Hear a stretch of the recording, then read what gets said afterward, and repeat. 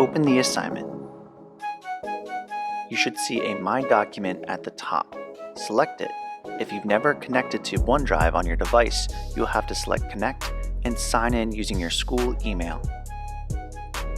Now you should see Submit and Edit at the top right. To complete the assignment, select Edit.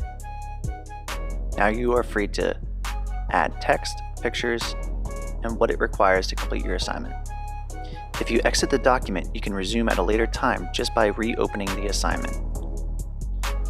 Once complete, submit the assignment by selecting the button. If you accidentally submit too early, you can navigate back to it and click Unsubmit at the top right.